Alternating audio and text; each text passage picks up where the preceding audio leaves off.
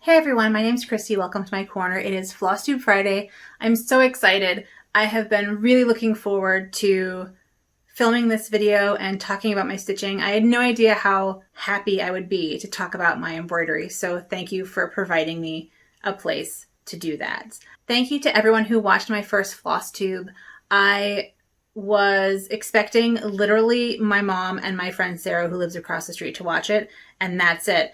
And people kept popping in and leaving such nice comments. And some people subscribed to my channel, which was like amazing and really unexpected. So thank you all so much for, being a part of a community that I'm creating. I really appreciate it. If you haven't seen my first Flosstube and you want to learn more about my stitching history and my favorite pieces that I've done in the past, I will try to put a link up above. I've never done it before, so I don't know that I know how to do it, but I will do my best. And it will be up there. I will figure it out because I would love for you all to check it out. I want to start my video this week with some shout outs. I didn't really do this in my first video, and I should have, because I just think it's so important to talk about the people that I, quote, spend time with while I'm stitching. And if they see this, I want them to know that they have made a difference and made my day better. So stitching in the evening with the Flosstubers that I watch just is such a nice end to my day. So I'll also link their channels below so you can check them out too. First, I have to give a shout out to my mom, Barb. She is the host of the Flame and Fiber podcast, which is a knitting and sometimes spinning and sometimes cross stitch and sometimes glasswork YouTube channel.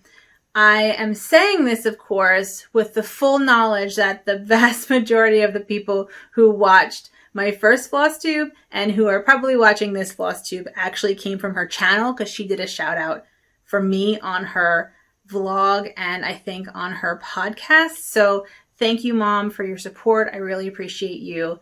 And I appreciate crafting with you on Sundays. I appreciate how supportive you are of my sometimes wacky ideas. So thank you, Mom, for your support. So that's number one. For Flosstubers, I think I might actually choose who to watch in a different way than a lot of people do, because I think most cross-stitchers choose Flosstubers who do similar kinds of stitching as they do. But I don't do cross-stitch, so I just pick people that I want to hang out with and be friends with, essentially. So that way I feel like when I'm stitching, I'm just not alone. So I want to kind of say thanks to those people who just seem really cool. First of all, Hallie of Stitchin' Big Things with Hallie, who does these amazing, huge, full coverage, years-long pieces that are phenomenal, who also introduced me to some really awesome indie floss dyers. So thank you, Hallie, for all that good information and advice. I've already placed some orders. I want to thank Debbie from Mama Bear Stitchery, who does all sorts of cool stitching and introduced me to some places to buy good fabric. And I can't wait to see her full coverage bear stitched. I think it's an amazing piece. I recently found Reese from Stitchin' with Reese. So I haven't seen all of her floss tubes yet, but we are Herring Glasses twins. And she does these really neat reproduction samplers. And I think she does a lot of spooky stuff, which I kind of dig. If I were a cross stitcher, I'd probably do that kind of cross stitching. That kind of fits with my aesthetic. So I highly recommend Stitching with Reese. I also really enjoy Liz from Elizabeth Ann Can Stitch. She just seems so nice and genuine and friendly. And if I'm feeling down, she is just a breath of fresh air, and I highly recommend her. And she does great stitching, and she's introduced me also to some independent suppliers. So I highly recommend watching Liz. And finally, Patricia, aka Stitcher Trish, does things like dragons and wizards and lots of medieval-y things. And as a medieval historian, I think that's really cool. And she and her husband have an Etsy shop where they sell needle minders and project bags. And so I recommend taking a look at her stuff too. I think those are the main floss tubes that I watch regularly. I said last week that I am fairly new to floss tubes, and so I know that there are a lot of really big name floss tubes with, you know, thousands of subscribers and followers, but I see floss tube number 150 and I'm just like, I don't know that I can go back and watch all of those, and I just feel like I kind of have to. So I don't know. I've been sticking with kind of newer floss tubers, and I'm really happy with, you know, the people I'm hanging out with. So anyway, check out these ladies. I put their links to their YouTube channels below, and I want to thank them for helping this extrovert feel like she is hanging out with people again, because that's been something that's been really tough for me during isolation and COVID. I haven't had much time to stitch this week because my semester started and I've been building my online classes. I do have a small finish and I do have a whip, but that's really it for now. So my work in progress I'm currently working on is this, is the embroidery of the month from Penguin and Fish. And it says "You're sweet," and it has a peach and a strawberry. I'll post a picture right here, and I'll post the link below. It is available until the end of August, and I think it's going to take me a good bit of time because it's essentially silk shading with one strand, and so that's going to be pretty time consuming. But I'm pretty excited about how it's turning out, and I think that my peach is done, my strawberry's getting there, and I think they look pretty good. So that's my current whip. My finish is, well, not fully finished, but my finish is the armor stripping guy, my little armor stripping guy from the Bayeux Tapestry, and I put him in a red hoop because I thought that that would look really great, and I love it. And then I had leftover paint, so I painted King Harold's hoop the same color. As I mentioned last week, both of these images are from the Bayeux Tapestry, and my mom suggested that I talk more about that because in my mind everyone knows what the Bayeux Tapestry is, but apparently not everyone is as obsessed with the Middle Ages as I am. So I am going to talk to you about the Bayeux Tapestry today. So this is a history lesson, so put your seatbelt on. We're going back in time. So first of all, the Bayeux Tapestry is not a tapestry. It is an enormous narrative embroidery. It is about 70 meters long, so 230-ish feet long, and about 20 inches tall. So Harold, so this is probably half size. This is an 8-inch hoop. Yeah, I would say that this is half size. And what the Bayeux Tapestry does is it tells the story of William the Conqueror conquering England in 1066 and like the lead up to that conquest. It is held at the Bayeux Museum in Bayeux, Normandy in France, and I've never had the chance to see it in person, unfortunately. I would love to see it one day, but I've never had that chance. Anyway, like I said, it tells the story of the conquest of England, and I will put a link to the museum website down below. It has some really amazing information. And the embroidery contains all sorts of images of people and plants and animals and so many horses. Oh, and it has the first, as far as I know, depiction of Halley's Comet. So apparently Halley's Comet flew over after the Battle of Hastings and was a bad omen for King Harold. So this scene that I stitched is one of my favorite scenes, and it is the death of King Harold. King Harold became king in 1066, and pretty much right away there were lots of invasions. So William was actually the second invasion of England. The first invasion of England happened in northern England in around York when Harald Hardrada, the king of Norway, invaded and was defeated by Harold, King Harold, who is Harold Godwinson. After that successful battle, Harold heard that William had landed with his Norman army in southern England, and so he essentially had to hightail it back south to fight King William, and it did not go as well. And legend tells us that Harold was killed with an arrow to the eye And you can see the arrow. He's holding the arrow, so you can see the arrow right there. And this says Harold Rex interfectus est, which means King Harold was killed. So that's how we know that he died, because it tells us in the Bayeux Tapestry. And you can find out more about its history in the museum website, but I really want to talk about it as a textile artifact. The tapestry was made around 1077, but we don't know exactly who made it. I'd always been told that it was embroidered by nuns, but there's a legend that it was made by Queen Matilda and her ladies. Regardless, we don't know who made it. It is made, the stitches are in wool on linen, and the 70 meters is 9 pieces of linen sewn together. The thread was dyed in 3 main colorways, blue, red, and yellow. And the blue colors all come from woad.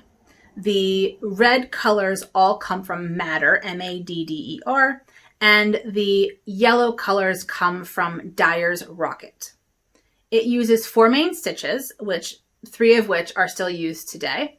The stem stitch, the split stitch, the chain stitch, and a couched stitch, which means it's sewn down. It's sort of on top of the fabric and stitched down, called the Bayeux stitch. And it's this last stitch that I think is so great. And it's the stitch that does the filling in. So the shield here is all in this Bayeux stitch. And this stitch is brilliant. So I have a little model here that I will show you of 3 different filling stitches. A satin stitch over here, a long and short stitch, which is what normally you would use in this size of a piece. You wouldn't use a satin stitch. And then in the middle is the Bayeux stitch. Now, first of all, the satin stitch is a disaster. You would never want to use that in a piece this big, but I wanted to include it. I mean, you can just like stick your finger in there and it can get caught on everything. The long and short stitch is nice, but it's still kind of loose, and you need a really tight hoop to make it look nice. It's good enough, but this stitch is essentially part of the fabric. You can fold it up. It's just kind of part of the fabric. The other thing that's amazing about this stitch is the back. In most filling stitches, the back and the front basically look the same because you're kind of going around in a loop. But if you look at the back of the Bayeux stitch, there's almost nothing on the back of this stitch, which means that it saves thread. So when I stitched these, I measured how much thread I used. And I used 6-strand embroidery floss, the 2 modern stitches, the satin stitch and the long and short stitch, used 90 inches of thread, 2 strands at a time. The Bayeux stitch used 70 inches of thread, 2 strands at a time. So I used the same kind of thread, in fact, the same exact thread, and it used 20 inches less thread in this tiny little piece. So imagine if we're talking about a piece that is 70 meters long, like 230 feet long, and you can save a bunch of thread, which doesn't really matter if you can just go to Michael's or Joann's or wherever and order more floss. But we're talking the Middle Ages here. Floss is handmade. It's hand spun on like a drop spindle. So that 20 inches for that little piece is like a ton of work just to get the floss. This stitch is not only ingenious because it is so solidly attached to the fabric, it's also genius because it saves labor of making the floss. That's why I think that this stitch is so amazing and why I wanted to talk about it. Anyway, I hope you enjoyed hearing about the history of the Bayeux Tapestry. I definitely want to do more images from this tapestry. I want to do a ship, I want to do a horse or a castle or both. I would like to do a feasting scene or a cooking scene. I'm really into historical cooking, so I think that would be really cool. Really, this embroidery is why I got so excited about embroidery in the first place. So I'm really excited to play around with these. And thanks to some new linen fabric that I got, I can be more historically accurate when I stitch these pieces, although I probably won't use wool because I don't have very much wool, but I'm very excited about my fabric. So I think I'm gonna talk about my haul. I I have an awesome haul from the Fat Quarter Shop. Now, normally I get my fabric as a remnant, like on clearance from Joann's out of the basket, because as a freehand stitcher, I can stitch on anything. And I like being creative in the fabrics that I use for my stitching. But my favorite fabric to stitch on is linen, which is convenient as someone who wants to stitch the Bayeux Tapestry. But because of COVID, I haven't been to the store in a very long time, 9 months maybe. And I've run out of my nice neutral linens. I have some like bright teal linens and like mustard linens, but I don't have any neutral linens. And so I decided to check out the Fat Quarter Shop for the first time, and they had some amazing linens, and I may have gone a little overboard on the linens, but I'm going to show you what I got, and I'll put the links below. So if you want to order it, you can find it as well. So first of all, I got, and I have a little clip here with the name on it. I got Essex wide linen in Flax, which is this like beautiful neutral color that I think would be great for Harold. So I think I'm going to start sketching some Harolds this week and do him on this color. I have an Ivory linen here, which is just Essex Ivory linen.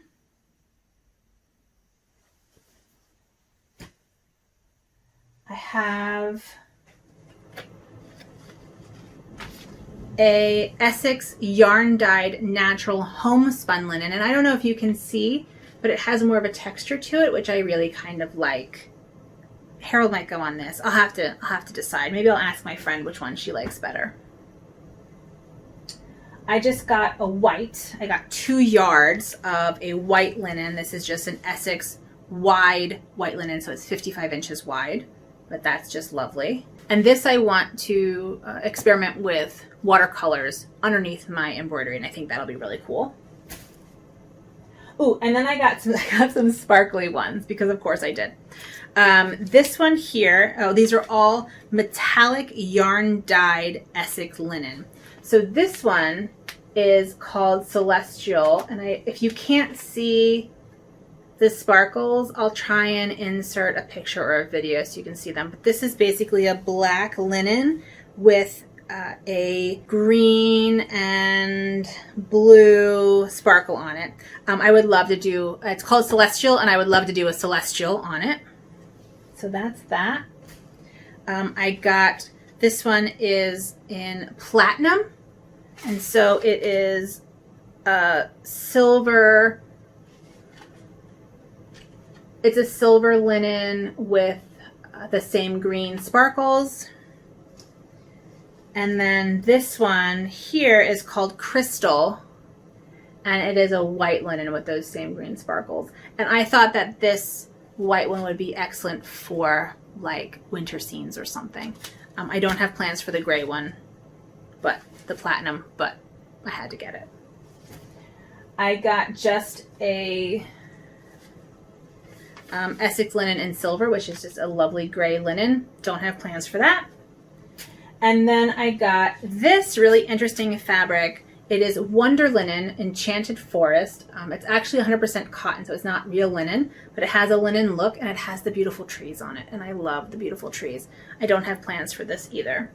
And then finally, I wanted to try out some Aurifill floss, so I got a 6-stranded embroidery floss in a dark blue. I don't remember the name of the blue, but I'll have the link below so you can check it out.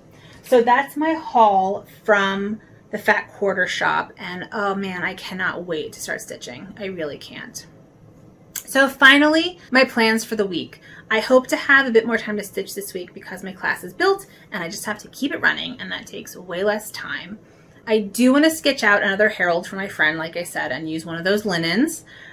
And I've been kind of thinking I want to start a new landscape. It's been a while since I started a new landscape.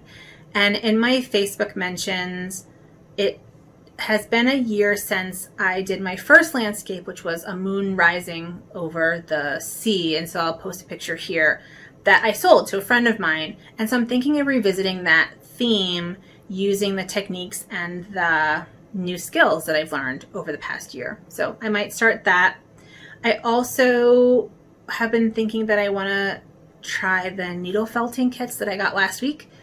I don't know if I'll have time to do any or all of these things, but these are the things that I kind of want to do this week. And I think that that's it for me. So thank you so much for watching. If you're interested in hanging out with me and hearing more about my embroidery, please subscribe. It would be super awesome. And this weekend, I am starting to bake out of this 1856 cookbook that I picked up at a thrift store. It's a reprint, obviously, but it still has the right recipes in it. And I'm going to be baking jumbles this weekend and recording it and then posting that on Tuesday. So if you want to, I don't know, see how that goes, who knows how it's going to go, you can check that out as well. Thanks again for watching. I really appreciate it. Please take care of yourselves and have a good one.